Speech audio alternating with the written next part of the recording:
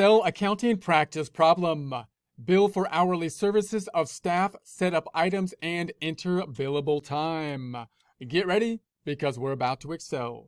Here we are in our Excel worksheet. In prior presentations, we put together the worksheet from a blank sheet, now continuing to enter transactions into it. If you have access to it, there's two tabs on down below, an example tab and a practice tab. The practice tab starting out where we left off last time. The example tab, in essence, being an answer key. Let's take a look at it now.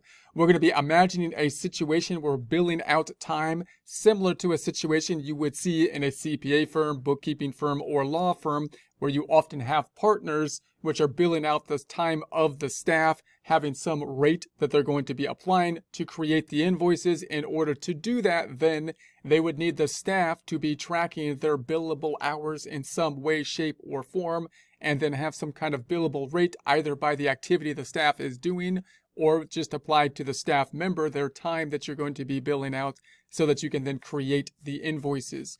So in our scenario, we're going to be a guitar shop. So we're imagining our employees have guitar lessons that they provide. We're not doing this in order to process the payroll at this point. We're entering the time into a timesheet for the billable time on which we can then charge the clients that they have been working for. So let's go all the way to the right. We need some kind of worksheet, which in practice, if you're using accounting software, you might have built into the accounting software the option for the time to be entered directly into the accounting software. Something like a QuickBooks could have that feature available to you, which can make it easier in some ways, because then you can link the timesheet to the invoice that you will be creating. However, you don't have to do that. Many types of firms might have outside software that's going to help to track the billable time that you might then have your customers or your employees be using, or you might just have them use a spreadsheet and say, hey, this is what I want you to put your information on a week-by-week basis. Give me your billable time, your non-billable time. Track that information. Use it then to create your invoices at the end of the week, or bi-weekly, or monthly, or something like that. So in that case, we're going to kind of mirror that here. So last time we did one up top, so we're going to skip this one. We're then moving down here. We're going to say our two employees are Adam and Erica. Again, this timesheet is not in order for us to bill them for their earnings. We're setting this timesheet up in order to track billable hours that we're then going to be charged to the customer. Imagine that these people are going to be our guitar instructors.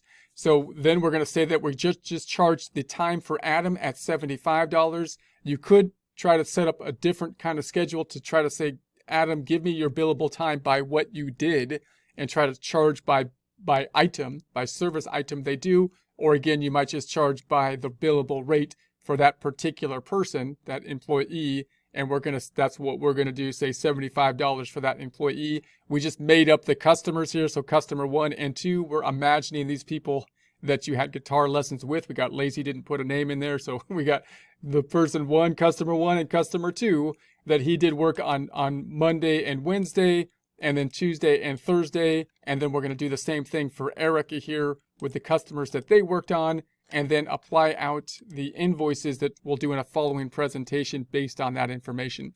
So let's go to the practice tab in order to do this.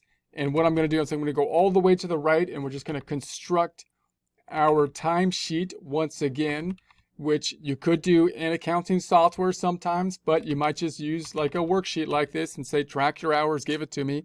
I'm going to copy what we had last time for Erica that we saw in the prior month, and just paste it down here and say, now we'll do another one. And let's start off with Adam Smith, Hamilton, which is one of our employees. And let's say his rate is 75. That's what we're going to bill out. I'm going to delete the time and the customers from last month, and then we'll just repopulate for the new month. And we're going to say he worked for customer 1, which is a made-up customer, which we got very lazy about and didn't even put a name, customer name, which is that customer 1. He worked 2 hours on Tuesday and Wednesday. We're imagining that being like the guitar lessons that is being billed out. And then he worked on customer 2 on Tuesday and Thursday. Now, obviously, if you're doing something like guitar lessons, you might have a fixed type of lesson structure. You might say, I do 2-hour lessons and I charge you so much for the 2-hour lessons. Or you might have a little bit less structure in it and say, I'm going to charge you based on a rate, based on, in our case, our employee rate, and you can work as many hours as is okay for you and the employee that they have time for, and then we'll charge you on that rate. If you're talking about something like a bookkeeping firm, or if you're talking about a law firm, then it's often the case that you don't know, because you don't know exactly what the job is going to be like. If you do know what the job is going to be, and it's a set job, you do it a bunch of times, it's a repetitive task, then you might not want to do it by hourly rate. You might want to instead just charge a fixed amount for that particular service. However, if you're doing something that you don't know exactly how long it's going to take, because this is a completely new or a different structure, different client, has unique needs, then the hourly rate might be the only way to go, and you're going to have to just track those billable times and then charge based on that. We're going to do the same thing. I'm going to copy this down and say, let's do the same kind of thing and say this is for Erica. So the second month for Erica, and I'll just call her Erica, and the rate is going to be for her, we're going to say $115. She's a $115 guitar instructor. She's in demand, Erica is, so we'll charge a little bit more for her guitar lessons. Her particular style apparently is the cool thing these days for guitar. She's got like finger picking or something. I don't know. But on Monday and Wednesday, customer 3, we're calling it, she worked with 2 hours and 2 hours, Monday, Wednesday, and then we have customer 4 on Tuesday and Thursday.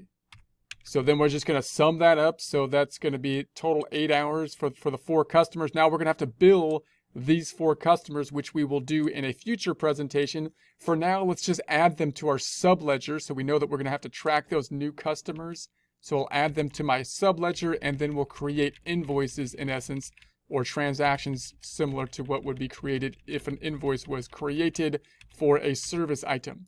So now we're in our subledger. Let's just add, we had like 4 new customers, so I got to add like 4. Let's copy from here all the way over to CO, from the skinny to CO. Control C, and I'm going to paste that in the skinny here. Right click and insert, not paste. Insert the copied cells into the skinny, and then I'll delete the activity. So delete the activity.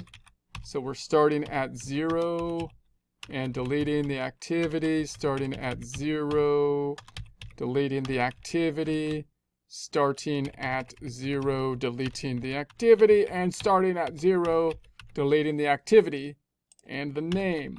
And then we're just going to call this customer 1, 2, 3, and 4 for the generic names we made up. That's super lazy. You couldn't even come up with a name. It was hard, because then I misspell the name. Once I come up with it, I got to come up with the name and then spell it right. So whatever. Customer 1, customer 2, customer 3, and customer 4. Customer 4. I shouldn't even continue with this problem if it's going to be so generic without even fake customer names.